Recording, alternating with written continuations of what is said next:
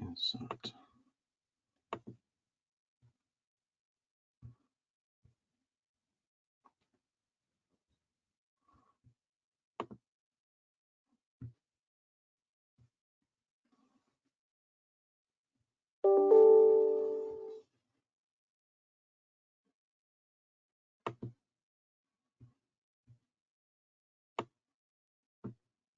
Okay.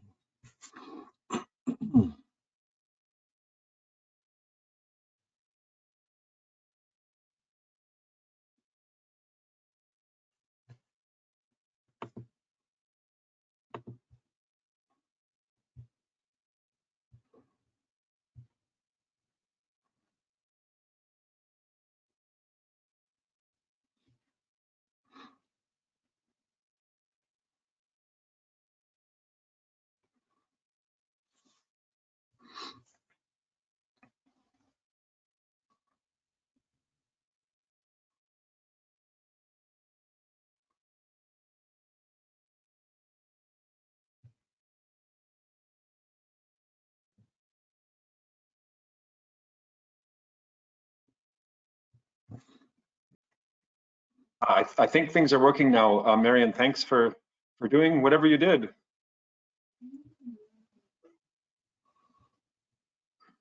Okay, Brian, you can hear me, right? Yes, I can hear you. Yeah. Can you see my presentation up now? I see your presentation. Okay, Yeah. great. Good morning to all. Sorry for this inconvenience at just a last minute change, but anyways, welcome to the seminar. Today we are going to present the climate risk and social ecological perspective of adaptation. Are you sharing your screen right now, Brian, right? That's right, yeah. Okay. So, and today, part of CIM, the Environmental and Social Responsibility Society, our commitment to share the knowledge and the experience from the different members and to be able to share that information as well to bring more knowledge for the sector. So today we are going to talk about this specific topic of climate risk and how the adaptation strategies could be involved in the decision-making process. So first, we're going to have Brian McEwen from Ausenco, Hemera. Brian is the practice leader, atmospheric science. He's a climatologist and air quality specialist with 22 years of experience.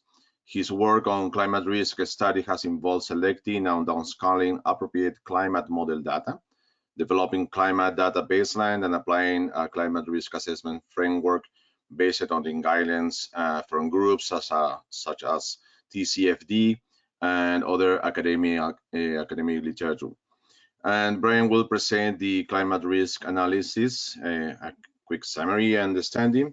And when he ends, I will present the next portion about the next section about adaptation strategies based on the ecosystem services. So you can write if you have any question. You have a chat box when you can send your questions. And at the end of my presentation, we will have a time for the Q&A session. Brian, please go ahead. Thanks, Gabriel. So yeah, thanks for the opportunity to present today. I'm a meteorologist by education, so I have tended to focus on the data side of climate risk assessment, but I also have sort of my perspective on disclosure. And to start things off then,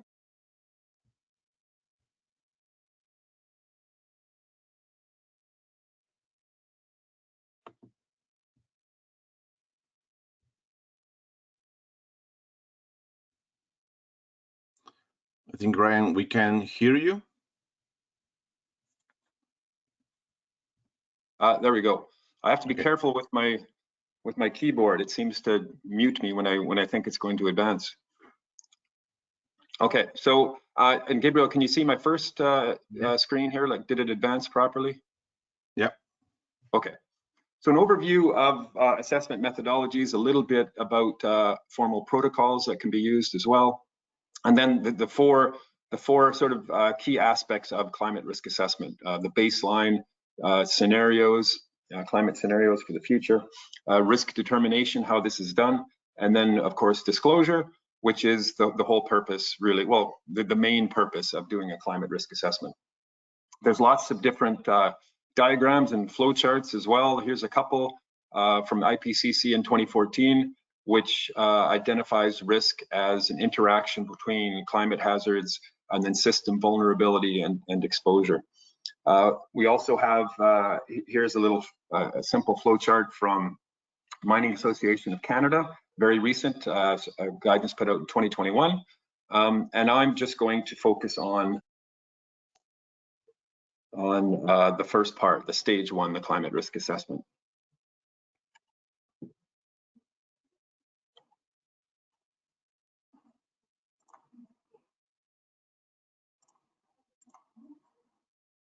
Okay. Marion, I'm having trouble advancing here. Like when I think I'm advancing, it's changing the navigation bar instead. Is there any key to this? I think you can. Are you using the your mouse to change?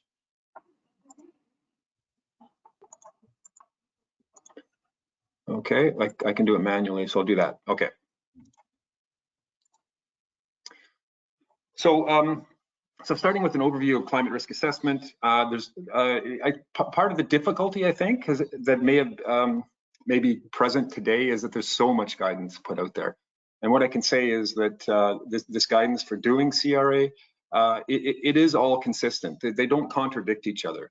And really the difference is just in a matter of how the information is portrayed, the methods, and the level of detail.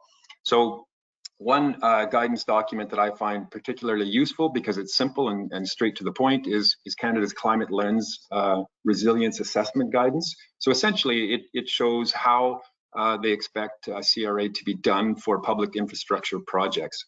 And because it's a requirement, it is very step by step. And so it can be quite useful to look through just to get a quick understanding of how CRA is done. And so the flowchart on the right is from the Climate Lens guidance. And I also wanted to point out that other frameworks, CRA frameworks, often look at or suggest that the climate risk assessment could be done in one of three different stages or levels, right? Depending on where you are. Simply, without a focus on data, would be called, let's say, level 1, to just get an initial understanding of what the key risks are. Level 2, which would be following through a formal sort of methodology and exploring risks in more detail and looking at consequence in more detail. And then level 3 would happen when you are aware of the most important risks to your organizations and you look at in-depth study on one or more of these key risks. And this often would involve certainly focus data, but also potentially models. So this could be, for example, pairing of climate data with an agricultural model to look at key sensitivities in a country or region. Climate Lens also identifies supported methodologies, protocols, and there's 3 here listed at the bottom of the screen. The first one here we have used, and that's the Public Infrastructure Engineering Vulnerability Committee, PIVC protocol. It has been extensively used in Canada for infrastructure, of course, and but more recently it's been extended a little bit to suggest, well, how impacts to things other than infrastructure could be assessed within the same framework. So we'll look at that a little bit at the end of my slides.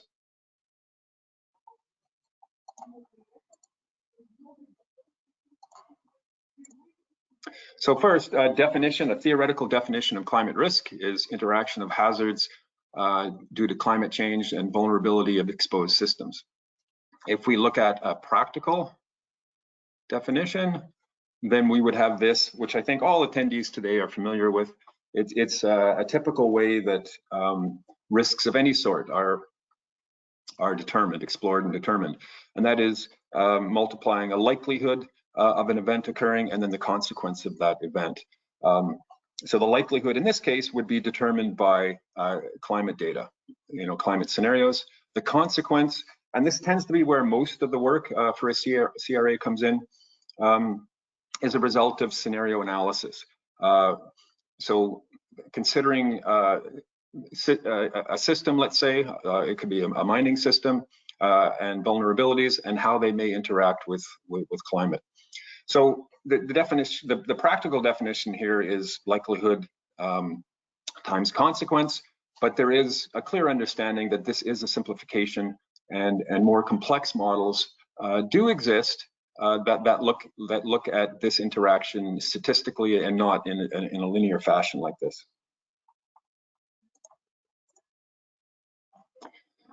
So risk assessment methodologies virtually all stem from ISO 31000, which is risk management, and the definitions in this framework, in this document, are all relevant to climate risk assessment. Objectives, of course, must be set, and that's very clear, and they're unique to the study. We have risk sources, we have events, we have consequences, we have likelihood, and then risk criteria, how to evaluate significance of the risk event.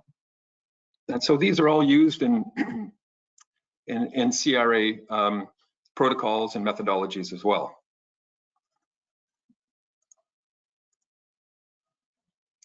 One that I found useful in the recent past is one put out by ICMM in 2019, and they actually had an evolution of these sort of guidance frameworks stemming back as far as 2013 that I've seen, and all of them are still relevant. They just have expanded a little bit into providing a little bit more detail. So for what I'm talking about, we're only looking at the first 4 stages here, but some of the more recent sort of introduction to the process would be, for example, in part number 2 here, identify stakeholder positions and actions, right? So a little more study, a little more thought, sort of upfront to the objectives of the CRA.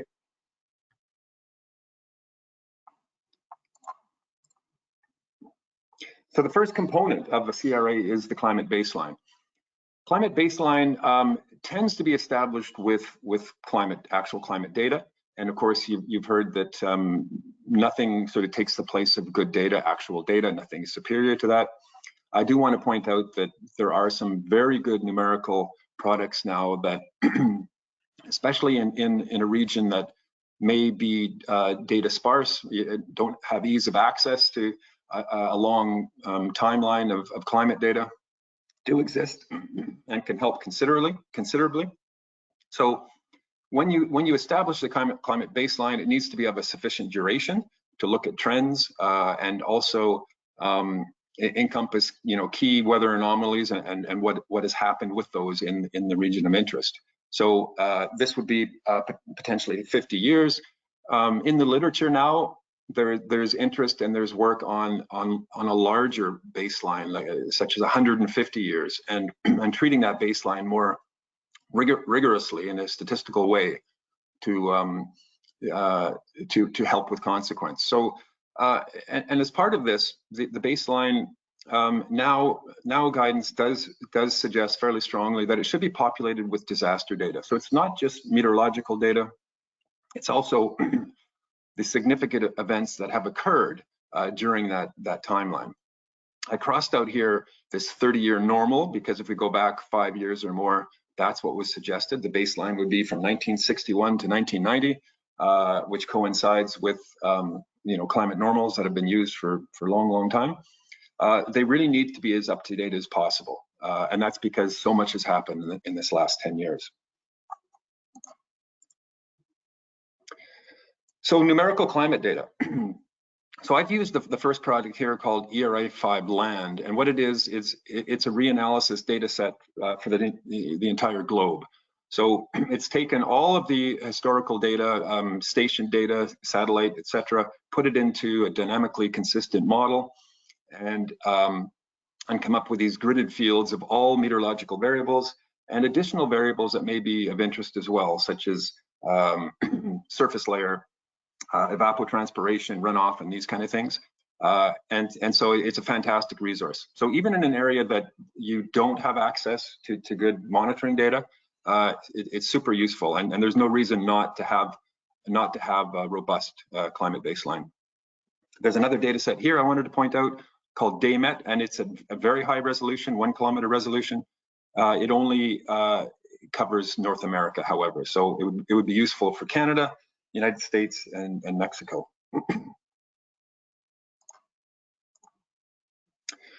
Okay, so historical risk or disaster events.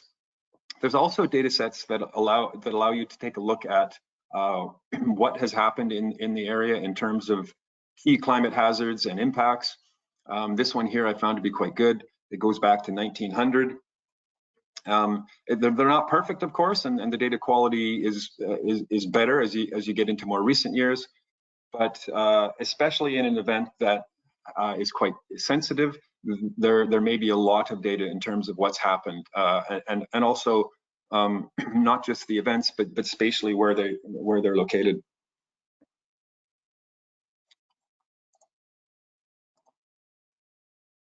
The next stage, or the next part of doing a climate risk assessment, you have to choose a climate scenario.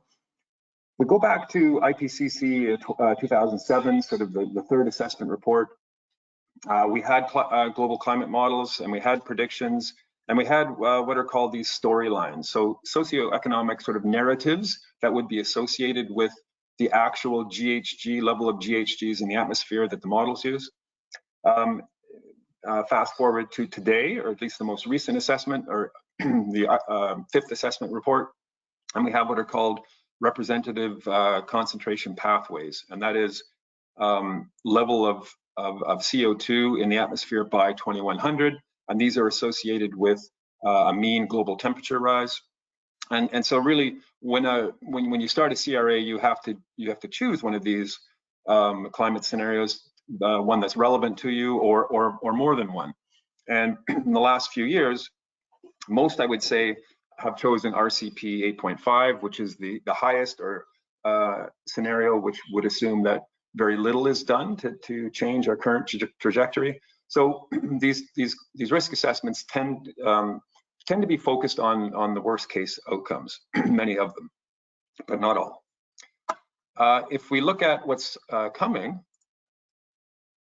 so IPCC 6, again, we'll be using these RCPs, level of GHG by 2100, but now they have a more characterized socioeconomic profile, or they're called socioeconomic pathways, or SSPs, and they're essentially they focus on world population and different economic growth, disparity between different parts of the world. So it provides a narrative that goes along with the scenario itself, and it's also has more detail, these scenarios, in terms of all potential gases that influence climate change.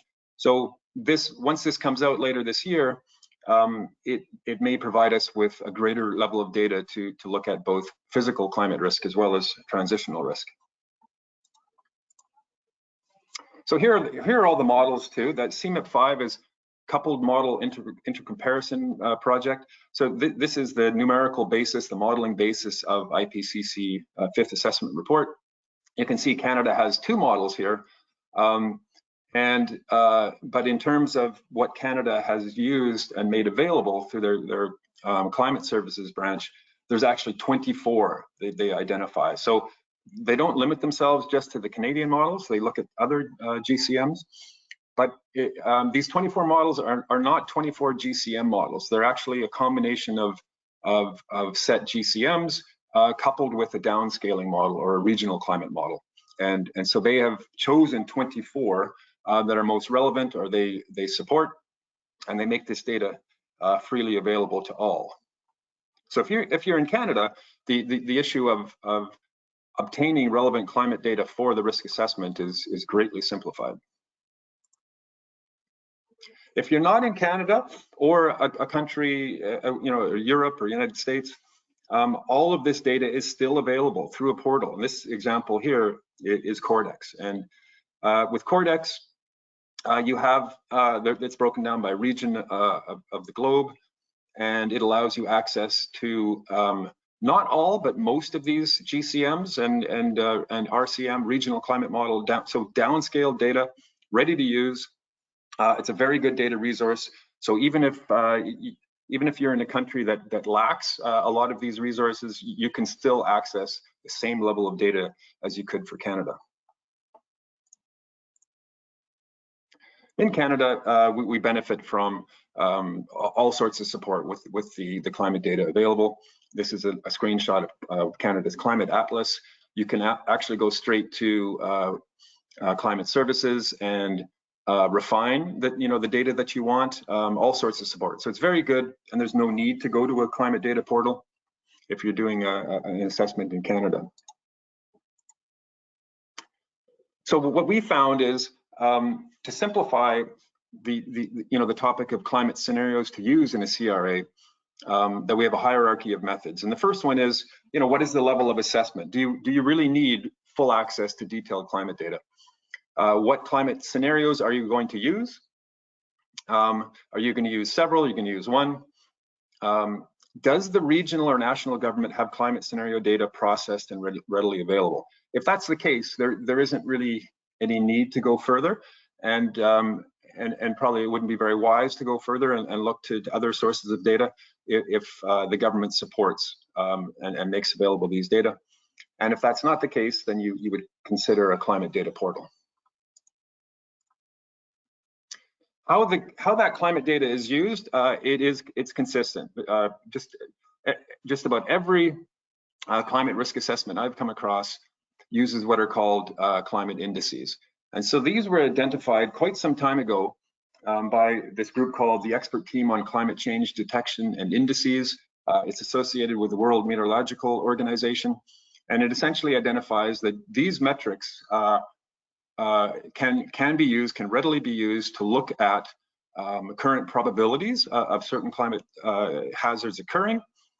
And the way they're used is they're actually calculated with your baseline data and your future climate scenarios. And the difference between these indices gives you the probability or likelihood of hazard occurrence. So this science is very mature, and not only is it well established, but you can get computer programs that will do all these calculations and give you these 27 indices fairly simply.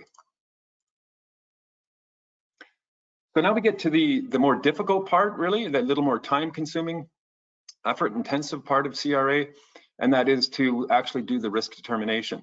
And the first part of this is to look at that interaction between hazards, vulnerability, and exposure. And the way this tends to be done, and the guidance, some guidance states this specifically, and others just hint at it. You need to look at all of your system components of interest that you want to evaluate, and match these with relevant climate hazards. And so the way this tends to be done is a systems table. So here's an example of a systems table for a mining operation. And you can see that the systems that are chosen to be evaluated here include closure. And that, of course, dictates the time scale you're looking at. In this case, you'd want to look at all the way out to 2100, because closure can easily extend that far. You look at subcomponents of these important systems, and then potentially affected processes and infrastructure.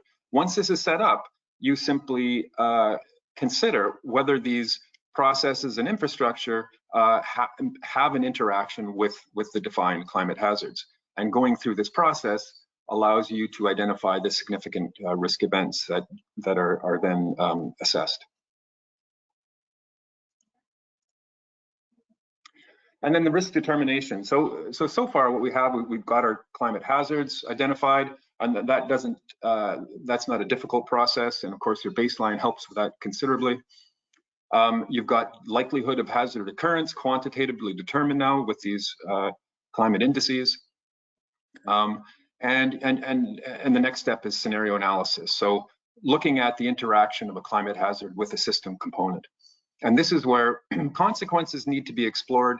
And there's some work here. You need certain people in your evaluation team including people from client organization, to look at what the impacts may be. As part of this process, climatic thresholds may need identification, and this would be a change in climate that would exceed, let's say, design parameters or lead to irreversible change. That's part of this consequence analysis. So I said I'd quickly touch on formal protocols, and here's a screenshot of PIVC. I highlighted some of the actions you would take in yellow on the right side here because they match what we've been talking about. The good thing about a protocol, and as I was saying, this one is extensively used, has been, and not just in Canada, around the world as well. It allows you to communicate the work plan with everybody involved. So instead of just being general, we want to do this, and this is roughly what we'll do, you can provide everyone with a detailed map and follow through the map. And there isn't anything different here than what the other guidance would suggest, but there's a lot of detail, there's a lot of helpful steps, and then communication, of course, is an important part of this too. So we have followed through PIVC mostly on public infrastructure projects, but also on international projects, mining projects, because it's a useful framework to consider. And sometimes we need to go beyond PIVC, but it still is a solid foundation to go from. One of the things that have been changing in recent years for an organization, that economic impacts, infrastructure impacts tend to be focused on. And so this is straight from PIVC as well. And they suggest that if you have other consequences you consider potentially significant, they would be evaluated in the same way. So you see these columns, environment and people, being added to consequences on infrastructure and economics. They tend to be a little more difficult, and you need a different people in your assessment team to evaluate those consequences, but it is the same process. It just increases the level of effort to complete the CRA, and of course resources you have access to assess these components is important to consider. So on to disclosure. So here's Michael Bloomberg from TCFD, Task Force on Climate-Related Financial Disclosures. I wanted to make sure I pointed out that TCFD is not inconsistent with many of the climate and reporting programs, GHG reporting programs out there, such as GRI and CDP, but it provides additional context. And it also, where it comes in, where it's influential, is how disclosure, how the outcomes of climate risk assessment should be reported. So, for example, I found CDP is now companies engaging in CDP disclosure is quite consistent with recent TCFD. So the core elements of TCFD are governance, strategy, risk management, then metrics and targets. So I have some examples of these. The risk management essentially is what we've just talked about. So you would disclose, in this case, how risk assessment was done and how it has been incorporated into the company to manage risks going forward. Metrics and targets would be, for example, carbon intensities for operations, metrics that are used in going forward to for continual improvement and to reduce risk over time. So disclosure elements. So these are these elements suggested by TCFD. These really is the narrative, right? That you disclose what the company is doing in terms of managing climate risk under governance, strategy, risk management, metrics and targets. So under governance, an example would be the risk management processes themselves, environmental oversight, staff responsibilities. Strategies would be a common one today is carbon pricing, strategies in terms of participating in low carbon economy, access to capital. Risk management, again, is just what we've been talking about. How did the company explore risks? And here I want to point out that there are physical as well as transition risks And physical risks I've focused on so far, but transition risks are explored the same way. It's just that you use different criteria. The impacts are to the company performance rather than on the environment or infrastructure. And then metrics and targets. So the disclosure itself, once this narrative is disclosed, it's explained, then there are the risks and opportunities, and of course these will differ depending on industry sector and the actual operation, the actual company. And I imagine that you've seen examples of this with other large, depending on the sector, there has been a lot of disclosure on these topics for some sectors and not as much for other sectors. What I found, I guess, to understand what is currently being disclosed, I've looked at CDP reports, and in particular, a sector that I understand well. So for me, that's been rail. I've done a lot of work with rail in the past, and so I followed along what the key Canadian rail lines have reported in CDP, which has been really interesting because you go back 3 or 4 years and disclosure was very minimal. It was a couple of sentences. And now it's quite extensive, and it does follow pretty closely what TCFD suggests. And in the most recent TCFD recommendations, you find an expression of just what I've been talking about here. The same risk categories. You see physical there, along with transition, and then also the opportunities. And so that's it for my slides. Sorry if I was rushing things along. I certainly want to keep enough time for Gabriel and his talk, but we'll be able to answer questions at the end as well. Thank you. Thank you, Brian. Yeah, we have already a couple of questions. So at the end, we are going to be able to answer all that. Now I will share my screen. Let's see. Okay, looks like I am now. You can see my screen now, right? I can see, yeah. Okay, let's see. You still see my screen, or you see the other? I think I can change this. You can see now full screen? Yeah. Is that correct? Okay, perfect.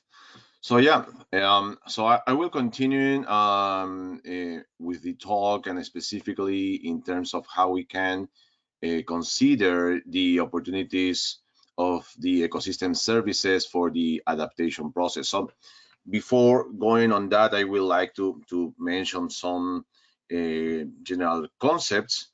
And I guess most of you already know that for the approach for climate change management, we have the mitigation that is related to the reduction of the greenhouse gases concentrations, the reduction of the emissions, and then the adaptation strategies that they focus more on the effects and the impacts on that the climate change or the extreme events produce in the different locations.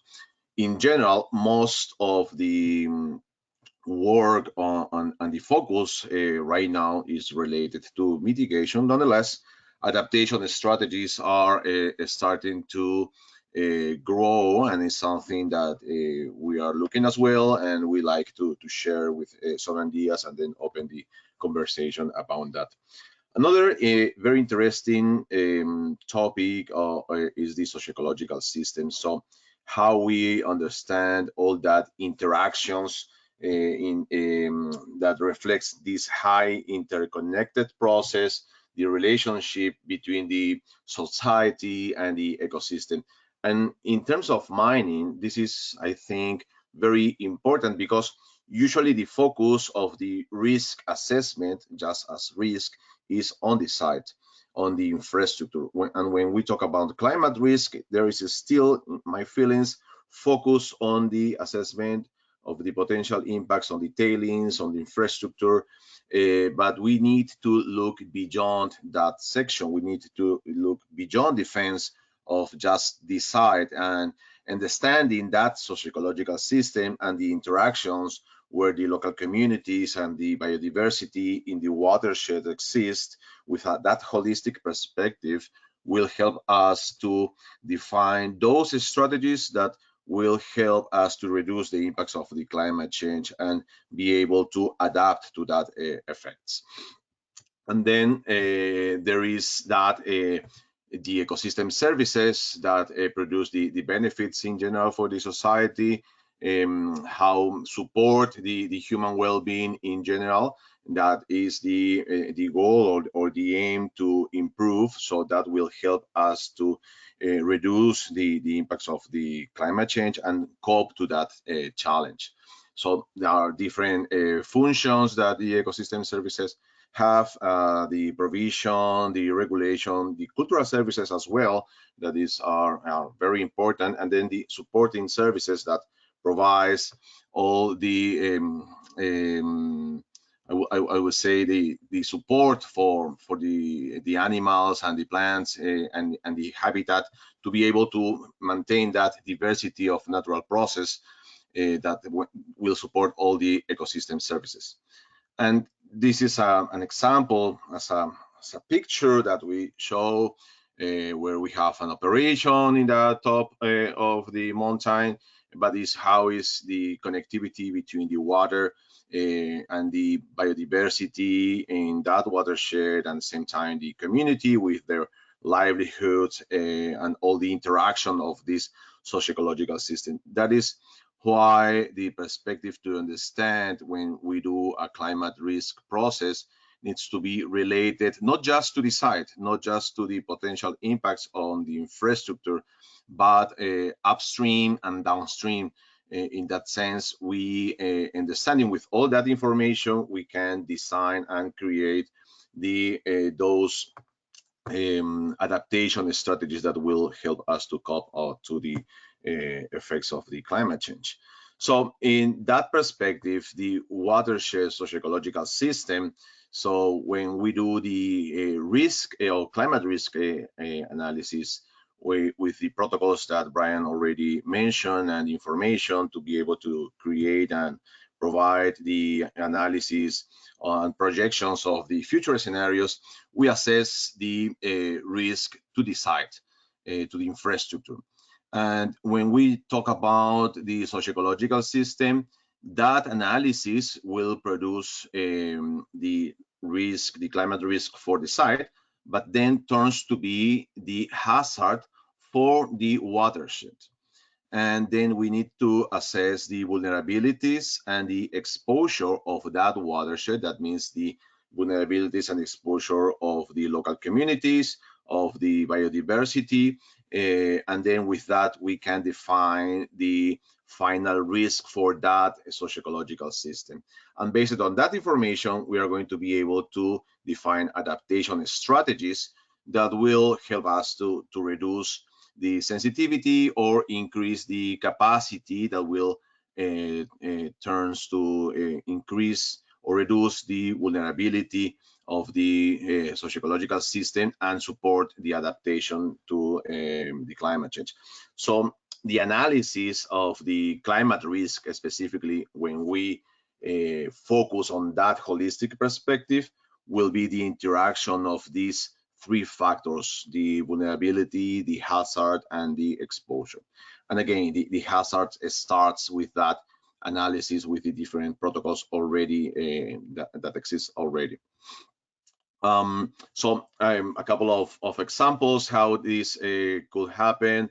We have the scenario analysis for different projections, and we understand what are the causes and effects in the operation or in the future project as well. This is as well very important in the different stage of the mine life cycle and basically in the design, so we can understand what are the potential impacts in the future based on that projections, and with that be able to understand the vulnerability and the exposure and support the design process. For example, let's review a case on extreme temperature and the revegetation process on the mine closure stage. So basically, in a risk assessment, we'll define that at extreme temperature will produce forest fires in that area. But even if the selection of the seeds are not assessed with the analysis of what projections or the impacts with extreme events and the change of temperature in the future, the seeds that are selected for the revegetation probably are not going to be able to grow in that area. And with the increase of temperature will produce some forest fires, and then that will produce erosion. So this will be the hazard or intermediate risk in the analysis on the site. And then this will impact later in the watershed, produce sediment and degradation of the aquatic ecosystem that the communities rely on these ecosystem services to support their income. Or even when we think about closure in specific areas, the people that was working before in the company then moves to work in this case with plans of fishing or tourism in the rivers. But if the analysis for the projections and the potential scenarios in the future is not with this detail, then there will be an effect on the socio-ecological system, on the biodiversity, and affect the livelihood of the communities. So the risk at the end is not just the increase of forest fires, it's the reduction of the economic development due to the land degradation that will be affected by the forest fires, but will affect at the end the community and the biodiversity. As Brian mentioned, this obviously requires interdisciplinary team, more effort to do the analysis and be able to define the different vulnerabilities, exposure, and the hazards for different elements for the different projections and scenarios. Again, some of the process that are required to analyze for that specific details that comes from the operation, but understanding the upstream and downstream with the community and the local population. Another topic very important is the local knowledge and the use of the information that the First Nations, on the indigenous groups, or indigenous people that was living there before. They know very well how the weather was before, what kind of habitat was in the area, and not necessarily are the native species that will be able to grow in the future. So that is the understanding of that full analysis of the watershed that is required to be able to design those adaptations that will support the process. So there is a strong linkage between the ecosystem health and the adaptation to climate change. So when the ecosystem is wealthy and has a good health, so the adaptation and the ability to cope to the impacts of climate change will be strong. So that is what we want to produce, we want to understand. And the ecosystem services and the design based on these ecosystem services will support that process as well, providing multiple environmental and socioeconomic benefits as well. So some of the process or the strategies that the ecosystem services will help to design the strategies of adaptation based in the ecosystem services will be to store as well the carbon, to capture the carbon that is produced in the atmosphere. So that are some functions that already the vegetation have, but the focus on to improve that process will support on that. The most important will be the protect and to provide as well benefits to all the watershed.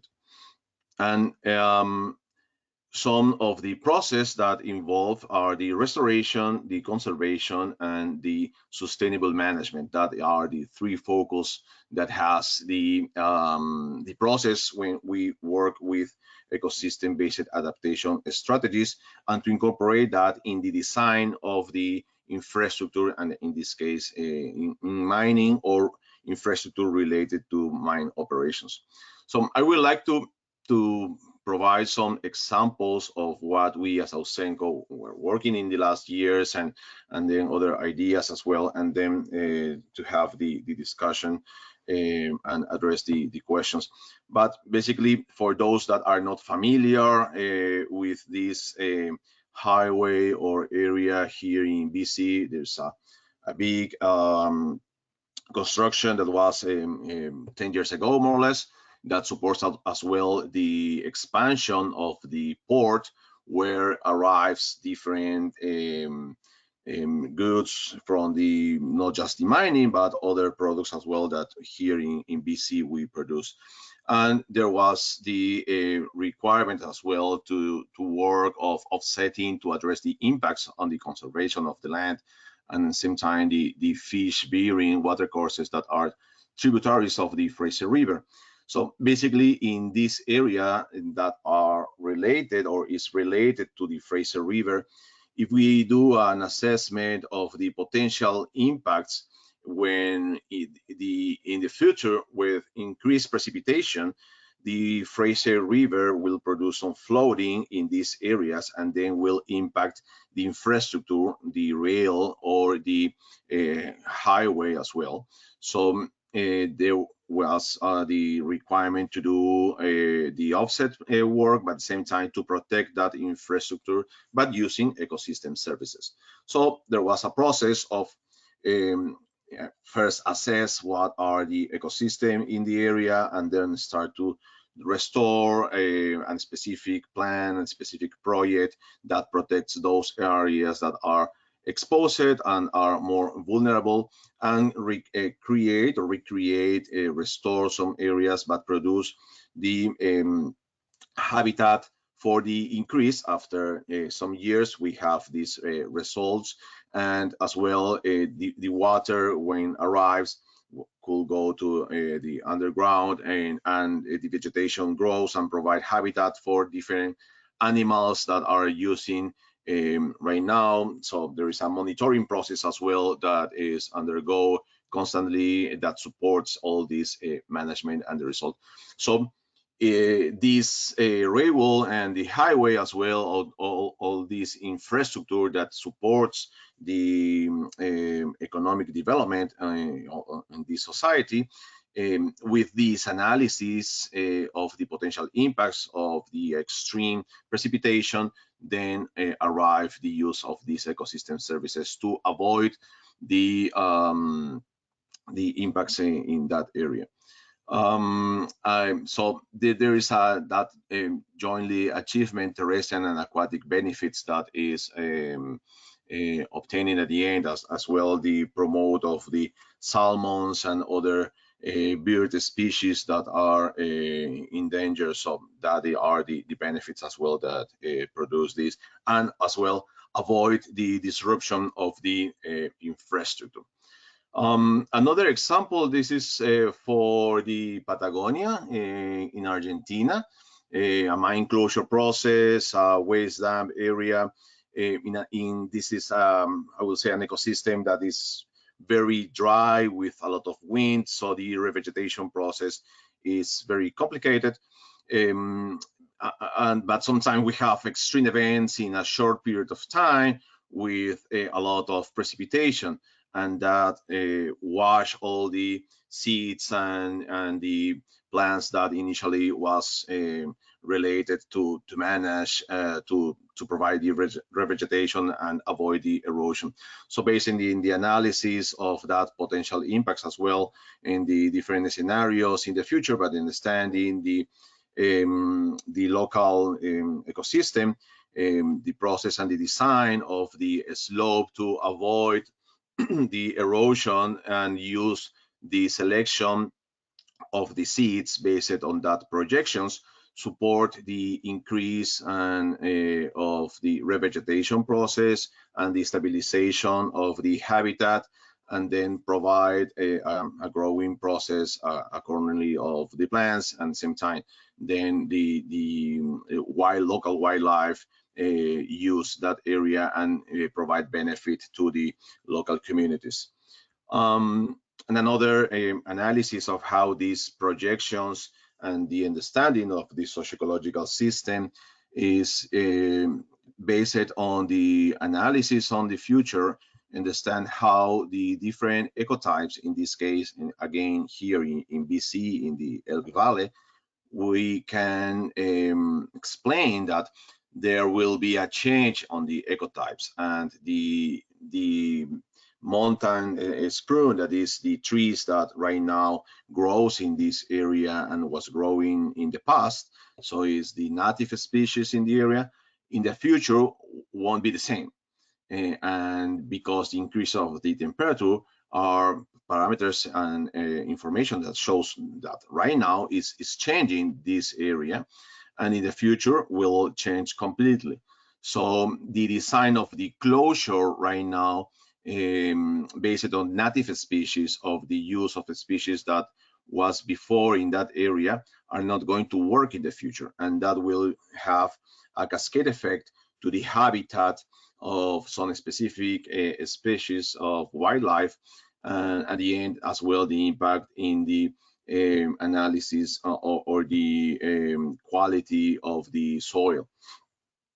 So that analysis as well is part of the risk assessment that requires the incorporation of the socio-ecological system and understand all that process that surrounds the operations.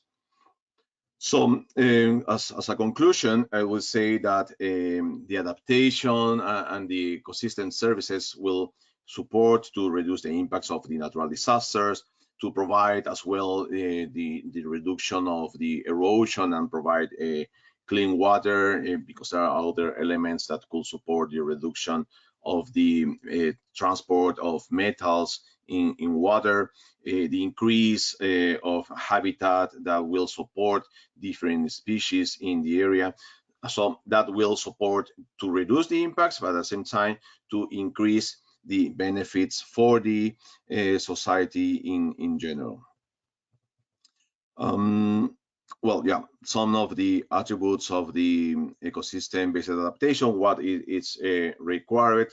Something that is critical is the participation of the local communities, and then with different strategies of criteria, design, and decision-making process with the communities, we can arrive on those plans and strategies that are required with the acknowledged support from the local communities. And obviously this helps on the transition and the relinquish process during the closure.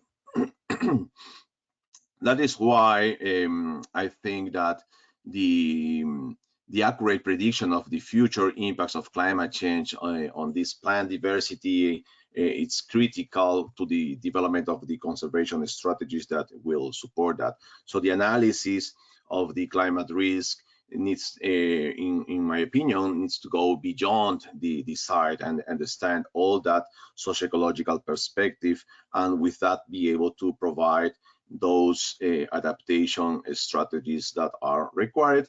And when comes based on nature solutions or the ecosystem services, will provide a positive outcome as well in all this process.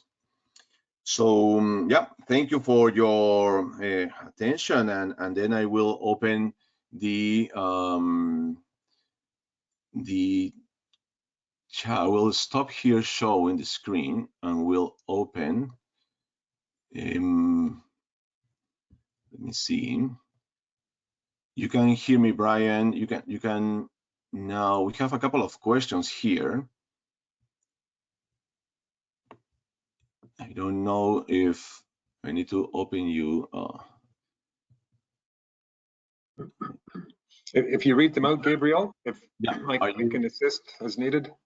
Okay, yeah, but We have some questions here in the panel.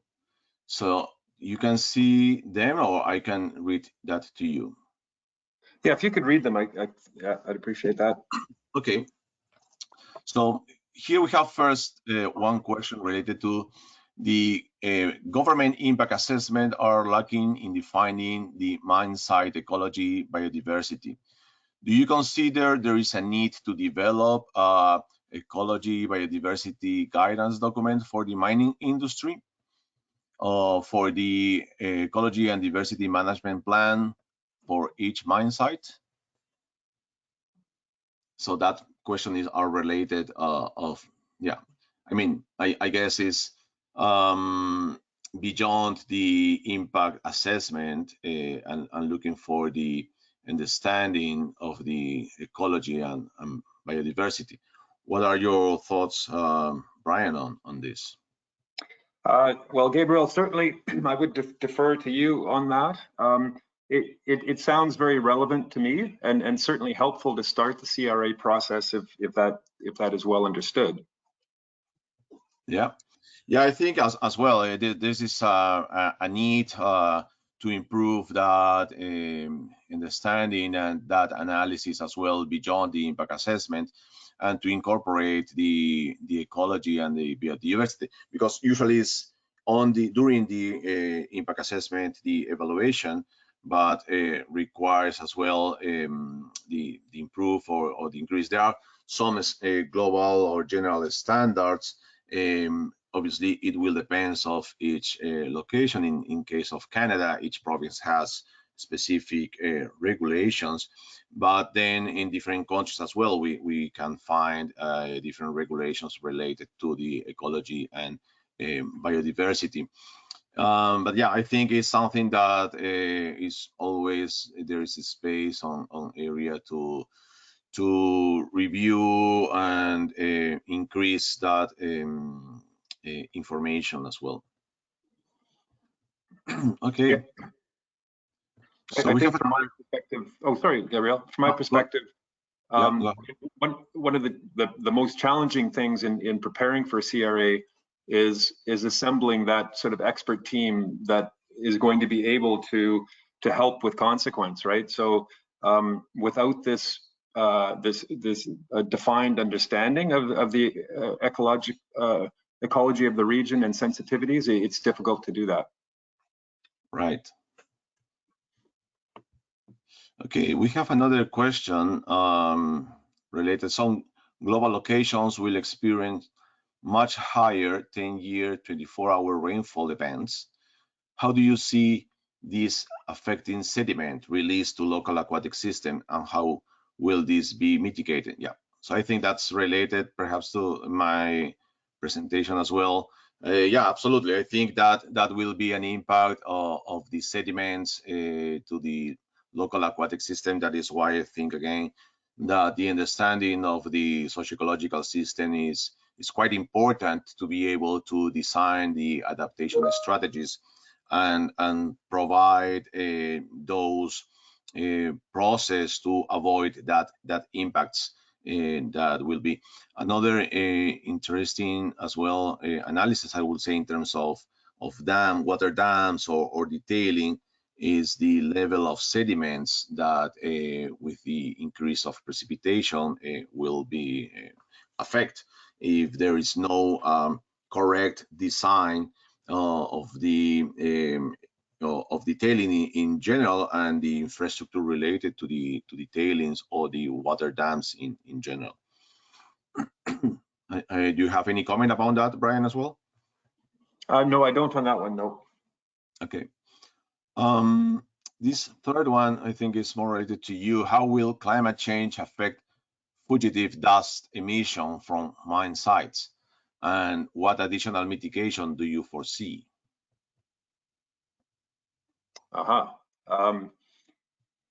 Yeah, interesting one, and I can't say I have an easy answer to that. But in terms of drier conditions, higher temperatures, drier conditions, that will lead to more potential fugitive dust. And you know, the existing management practices of watering or applying compounds like calcium chloride is the only effective way to sort of deal with, there tends to be with current operations. So I think potentially we're looking at something that needs to think of something different, something innovative, and I can't say I have an answer for that. Mm-hmm. Okay.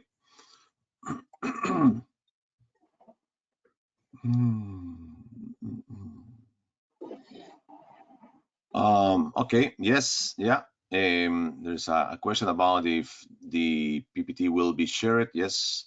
At the end of the presentation, that will be shared as well. For Brian, from your experience, which of the risk metrics are most difficult to assess? How do you assess manage uncertainty for transitional risk, for example, for policy and legal change? Yeah, tough question. Tough question. And I would say that it's a little easier to establish uncertainty with physical risks, as you can tie that directly to uncertainties in climate modeling, variation in the models, right? If you look at most studies use an ensemble approach of what the models, and you can look at variation in the models and use that for uncertainty.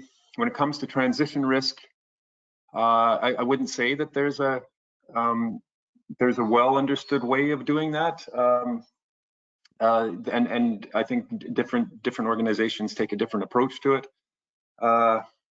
So yeah, I guess I haven't had a lot of experience with looking at uncertainty on transition risk. My work has been more so on the physical climate risk side. That is a question I think we could take away and provide an answer. However, it's just hasn't really been my experience to look at that directly. Okay. And I apologize, I just realized that we weren't on camera. So unfortunately, I can't see from here what you see, what the attendants see. But I guess now that we are on camera, they can see us. Yeah, I missed that too, Gabriel. Okay. As well. My apologize for all of you guys. I was more accustomed to use the Zoom, but this is good as well. But yeah. There was another question. Oh, I lost that. How do you choose which RCP scenario to use? How do you integrate sensitivity analysis into the risk assessment and the mitigation adaptation planning? Yeah, that is very interesting. I will say, yeah, as Brian was mentioned, there are different scenarios, basically on the historic data of the local area, and then base it in the future ones. My suggestion is always to use at least 3 scenarios. So you can base it on that, assess what are the high extreme events or the mid term and the low projections in the future, and that will provide you information. Obviously, that will needs or requires a big effort to do. My suggestion is that pays a lot, because you have, as more information you can have, you're going to have or take better decisions. So it's not like you're going to use just one RCP projection or horizon or the analysis. You need to use at least 3 of them. What do you think, Brian? Yeah, no, I agree. And it's in terms of choice of the climate scenarios, you can look at variability in the climate models. You can also look to the literature, and I found that in the last few years that there's generally been consensus in terms of which climate scenario is more likely. For example, you go back 4 or 5 years, and it was fairly clear that most involved in this work were saying RCP 2.6 is almost impossible to achieve now. Right, and so there is a lot of talk about this, which climate scenario is more relevant, and so that can be used. I want to go step back to actually the previous, question on uncertainty too, because I realized that, some of the work that we've done in the past is related to this too. Before CRA really came to the forefront, we would do work on regulatory risk, and it's the same process really. Like starting with for transition risks. I mean, of course, you can look at the marketplace and trends in the marketplace for uncertainty. That's not really my thing, but what I've looked at is what has the local government or governments in the area done in terms of regulations, and there's always like a trail, right, in terms of identification of a potential policy to implement, whether or not it was implemented. You can look at other countries or similar countries, let's say, with similar activities and what policies they've implemented, and that helps with uncertainty as well. And then finally, the details in these socioeconomic narratives that are associated with the climate scenarios. I was hinting there earlier that those are going to provide more fodder for looking at transition risk and potential uncertainty in transition risk, because it has all sorts of details in terms of socioeconomic processes and what these potential futures may entail in a detailed way in terms of government policies, markets, and marketplace activities and that kind of thing. Yeah, right. Yeah, and I think what you mentioned is very sensitive as well. And there's a interesting question about the market. What credibility do you place on the ESG, on the stock market metrics relative to climate change, compared to the government oversight risk assessment?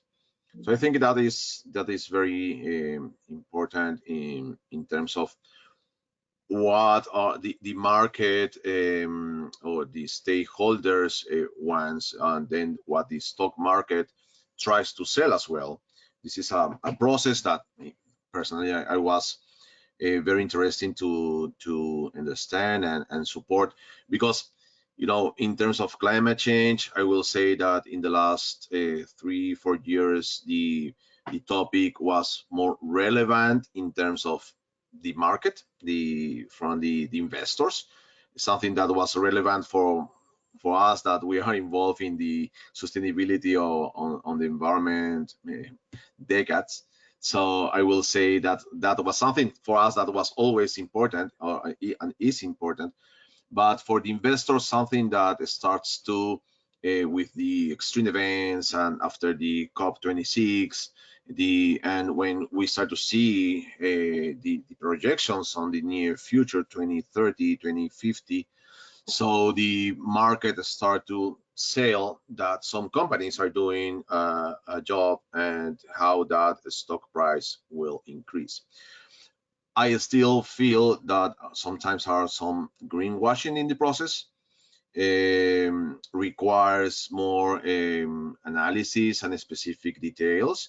I will say that the TCFD provides the disclosure on the financial risk, and then now is the natural disclosure as well. And I think the tendency will go on that perspective, on this sociological analysis and the understanding of how the nature will be impacted in general. And when I say nature, the habitat, the ecosystem involves the local communities, the general, the society. I think the tendency is over there, and that is why this is, I think, very interesting. How we are analysis beyond the site, beyond the infrastructure, beyond just the business, how we understand it as a society, the local impacts of the climate change, and how together as the contribution between the different groups that are in one specific area, that could be a mine operation, but the local community, the logging company, and other activities, economic activities in the area. So all together be able to understand the future impacts and then design the adaptation strategies. I think that is important, and I think that will be really the indicators that the companies needs to provide to the market, and then the investors decide how their money that they invest have the value at the end to the society. Yeah, I will say that that's more a discussion of what are those stock market working right now. I don't know if you have, Brian, some comments upon that. No, I don't. No, other than, the stock market is incredibly efficient, right? So you get these signals much quicker, and they tend to be quite meaningful. I don't know if that helps in this discussion at all, but no, I don't have further comments. Yeah. I know that we already have an hour. We usually it's an hour and a half, so we are going to continue receiving questions and comments until 10:30, so more 20 minutes. So if you have more questions, you can please type that on the box. So we have another question here. It's in Canada, mine land, air, and water quality is controlled via permitting. How should this permitting be used to address the increased risk associated with climate change? So in my experience, reviewing in different countries, there are already some countries, even here in Canada, in the province, that are required to include climate change analysis in the process of permitting. Some of them are, I will say, like for information to inform. Others require specific actions. We, as company, as Ausenco, we are doing right now an analysis in a country in South America that starts to require to consider the climate potential impacts, also the climate risk for the environmental impact assessment. So different companies are requesting, and we are supporting them on how to assess the climate risk, and base it on that framework that the country have. So yeah, I think it's something that different, not just mining, but different sectors will require to provide that information, and not just in the permitting process. That will be part of the progressive monitoring, the continuous monitoring that requires to be. Do you have any comment on that, Brian, as well, on the permitting and the importance to consider the climate change risk beyond the permitting process? Yeah, actually, a very relevant question, I think, and it differs depending on the scale of the project, right? So if you look at where things are currently heading at larger scale, this would include requirements in impact assessment, guidelines that have been recently updated, the federal level, 2019 Impact Assessment Act, and they require a much more focused look at climate change, upstream, certainly upstream emissions assessments, so all activities associated with a project, and a more detailed accounting of greenhouse gases and climate change, including land use effects on greenhouse gas emissions. So I think, the regulatory environment in Canada is quite different, than the US and other countries, in that it is a consensus-based approach. The power of the individual is fairly high. That those in these positions that are judging permit applications and environmental impact assessment applications are very relevant. So my opinion here would really be that you can look at the changes happening in the Impact Assessment Acts and these new requirements coming in, and those will trickle down to the smaller scale permit application processes.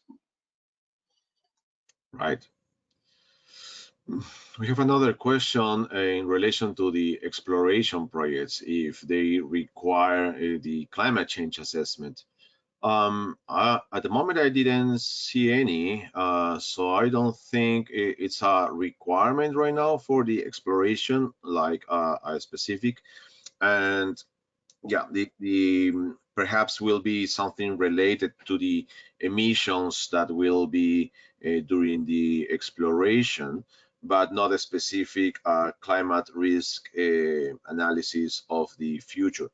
Nonetheless, for the company perspective will be very interesting, since that early stage understand what are the potential future impacts in that area, in that region where the operation is, where the exploration is, sorry. So if the company defines that there is an area that really looks like a potential interesting ore deposit, and there could change in the future to start to work on the pre-feasibility and then the potential operation. So my suggestion for sure will be to start to do the climate risk assessment in that stage, during the exploration, when it's defined that this could change to be a project. That will support all the design process on the pre-feasibility to define the cost as well, and the potential areas where will be located some infrastructure, the tailings, water treatment plants, all the different infrastructure that is required. If the assessment of the project with the projections of the future scenarios shows that there will be an increase of water in some specific areas, so that will affect the mine water balance. Or if there is going to be reduction of precipitation, so the requirement to storage more water will be a need. So that will impact as well the design process of the future operations. Or where exactly will be some infrastructure that are not going to be affected for a potential landslide, or what kind of actions should be required to put in place to avoid that potential impacts. So that I think are important. So it's not like a requirement in the process of exploration, but our recommendation is, since when the company knows that this is exploration will turn to be a potential project, so start to do the climate risk assessment. Obviously have different levels. As Brian mentioned, there are required different efforts to do. But yeah, it's important to have that information as early as possible to avoid some misunderstanding during the design, and then the cost to increase later that infrastructure or another kind of actions. You have any comment on that, Brian, as well? Well, I have a comment actually, just stepping back again, a point and a couple of questions on this. You know, what's happened in BC is interesting with the LNG developments, right?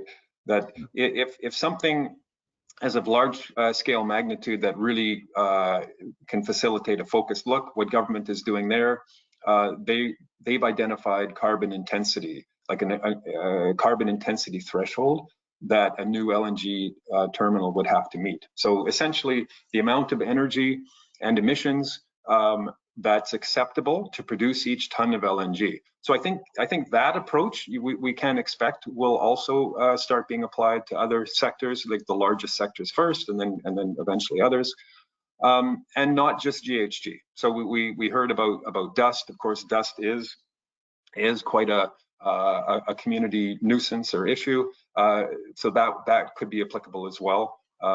You know, dust intensity levels associated with the mining operation. So just the understanding of use of these intensity metrics, I think, is increasing. Yeah, absolutely. And there are another questions related to the infrastructure, one about the tailings and the type of tailing design, the upstream work, the construction process, but at the same time, how the increase of rainfall in some specific areas could impact with some landslides, for example, to the infrastructure. So how this kind of analysis will support this understanding. And I think it's as well, again, very, very important.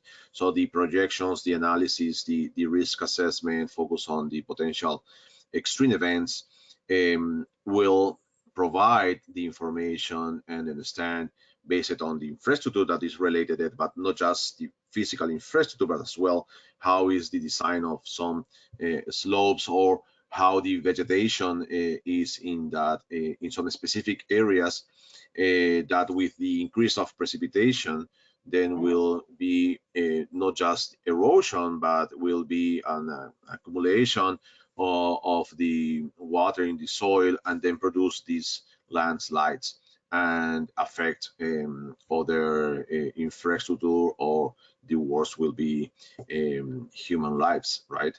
So that is part as well of the risk analysis, the disaster risk management process. Unfortunately, with the different failures that we had in the last years, that was triggered, and the analysis are more with more details required right now. There is a lot of protocols in relation of dam management or tailing management as well. But yeah, I think these tools provide the opportunity to understand that possible future scenarios and the projections. And my suggestion as well is to incorporate that analysis to the socio-ecological system, because understanding that will help us to design that adaptation strategies. And again, the use of the ecosystem services or nature-based solutions will support as well, reduce cost, and increase the benefit to the habitat, the society, and the reduce the risk to impacts on the infrastructure of the operation. Have any comment, Brian? No, I'd support what you say, and the the use of critical thresholds, design thresholds, of course, is important in building infrastructure, but is now getting more widely understood that it's important for assessing climate risk as well. So it's not really acceptable anymore not to identify critical thresholds and what they mean. So that is an important part of the process. We're starting to see it in the formal CRA methodologies as well. There's another interesting question that looking beyond the mining sector, so how is the climate risk assessment requirements on forestry or in infrastructure? I know, and some of my experience with the municipality and public infrastructure, where the PIVC protocol comes from Engineers Canada, focus on that. So the assessment of the potential impacts on the public infrastructure as well. So this is the protocol, the PIVC that Brian was mentioned, that is used as well on municipalities.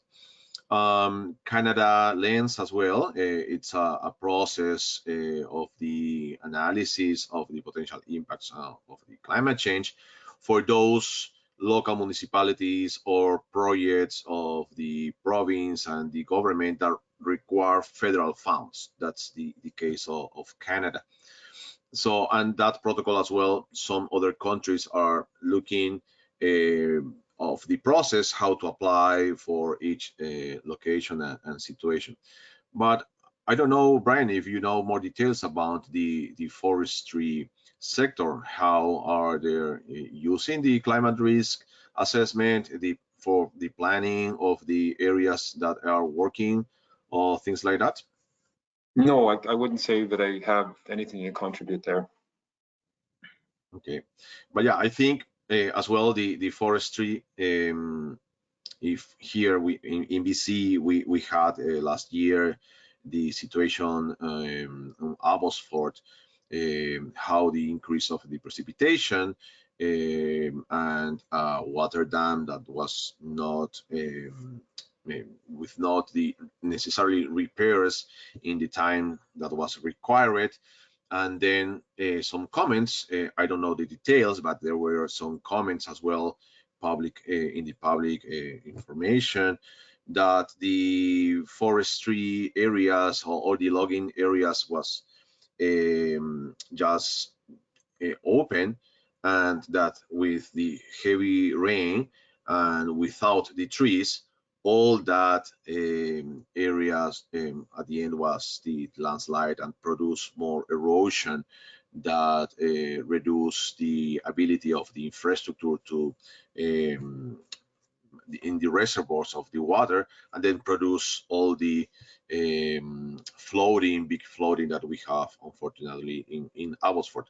And additional to that, I will say I was reading interesting comments for some First Nation groups mentioned that all that area before was a lake, a lagoon. So they were saying always was this. And we know that the water will arrive again to the area where the water belongs. So again, I think the support, the understanding of the local communities, the local knowledge for the history with the engineers analysis as well, and the engineer perspective support needs to have a combination that will provide the enough elements to avoid that kind of risk. What kind of in Latin America is looking at climate change in their assessment? Well, we know that Peru right now is working on that. We are supporting some companies in that region, in Peru specifically. And then I understand as well that Argentina and Chile are starting to look as well how to incorporate that risk assessment in their protocols and procedures for the permitting process. So it's something that they are looking how to incorporate that in some way.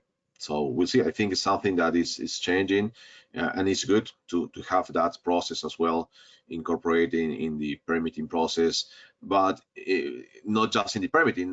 Needs to be in all the process too, because it's something that at least the climate risk assessment requires review and analysis again for at least each 5 years. We have new information coming from the different projections and the global climate models as well that supports the understanding. But then at the end, that are models that are global for regions, but then it's very important to understand the local information and how that will impact specific details. So do you have any comment, Brian, on that as well?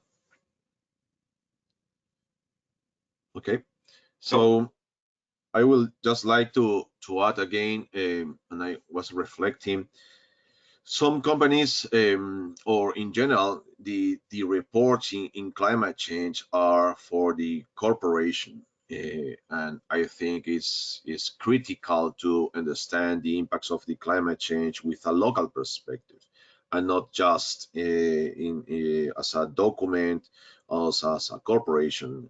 Each analysis requires to be, and the plans for management of the climate risk requires to be local, because the impacts and the effects will be local. It's not just an analysis of the region.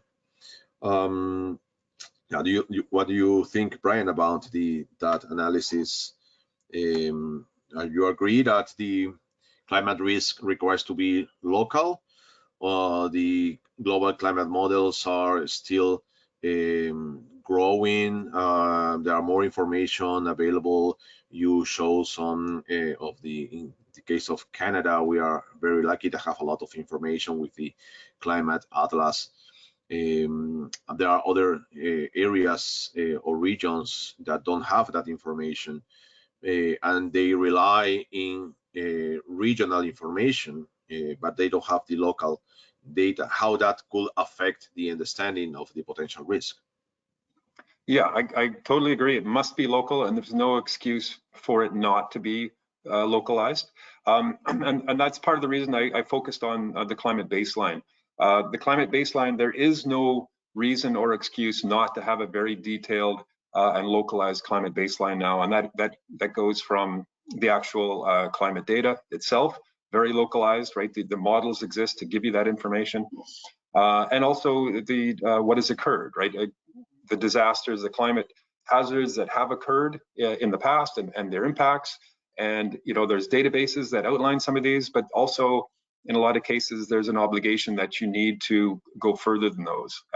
And those that have a good understanding of what's happened in the local region in the last 20, 40, 50 years, are a great resource there as well. Yeah, absolutely. And I think we are now at time. So if you have any other question, please send us the I just put it on the chat my email, and as well you can send to Brian. We are going to be able to answer you any question and support you. And again, just to recall all of you that on May we're going to have the CIM conference here in Vancouver. There will be the general meeting of Environmental and Social Responsibility Society. So all of you are invited to participate on that as well. We are going to send that information as well in the news that we share. There are a couple of positions. If any of you want to contribute as well and be part of the board of direction of the Environmental and Social Responsibility Society, so there are a couple of positions there that we require some support as well. And yeah, and please, if you have as well any other paper or publication, or if you want to do a presentation in the future, please reach out to us. You can send me an email as well. As part of CIM, I can support you on this process, or you can reach us directly to the email to the Environmental and Social Responsibility Society for CIM. Thank you, Brian, as well. Thank you for your time. Thank you for your presentation. Thank you to all of you for those to attend, for participate in the webinar, and have a great day. Bye now. Thanks, folks. Yeah, bye-bye.